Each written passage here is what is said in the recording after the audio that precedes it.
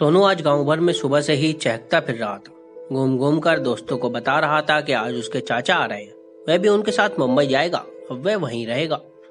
उसके चाचा बहुत बड़े आदमी हैं, उनके पास गाड़ी बंगला सब कुछ है।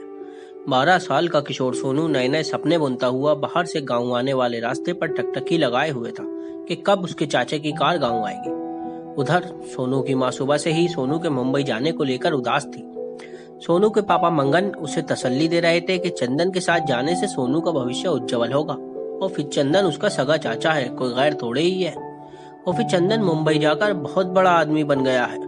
बड़ी मुश्किल से उसने सोनू की माँ ममता को इस बात के लिए राजी किया था कि वह सोनू को चंदन के साथ भेज देगी। शाम के 5 बजे चमचमाती हुई एक कार गांव में घुसी तो सब में शोर हो गया। देखो, पलटन का बेटा चंदन मुंबई से गांव आया है।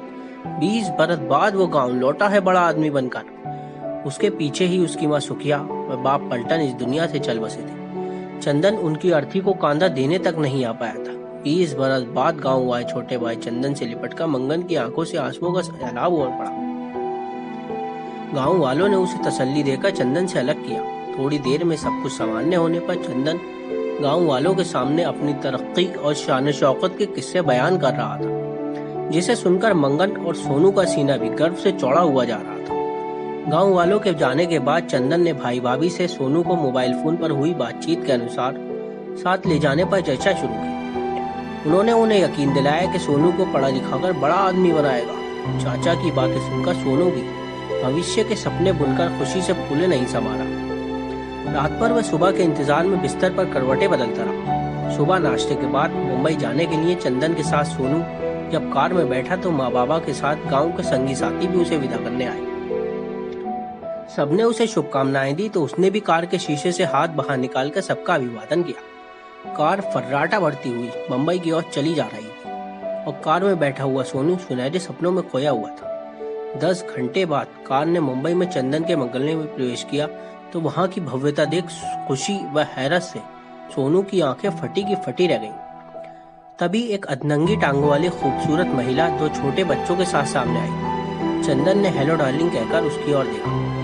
सोनू समझ गया कि ये उसकी चाची है। उसने नमस्ते कहते हुए पैर छूने के लिए उनकी ओर हाथ बढ़ाए तो ठीक है कहते हुए महिला पीछे हट गई। रात होने वाली थी। चंदन ने खाने के बाद सोनू को दरी और चादर देते हुए कहा कि तुम यहीं हमारे कमरे के बाहर बरामदे में सो जाना।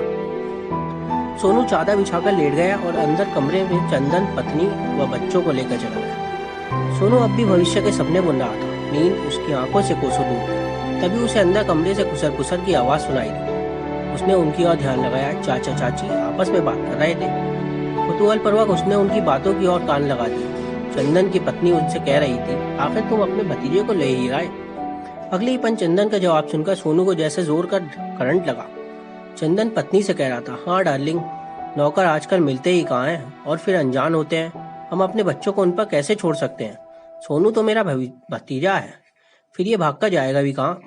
कहकर दोनों ठहाकर लगाने लगे और सोनू ने यहाँ आने के जो सपने बुने थे वो एक एक कर बिखरने लगे।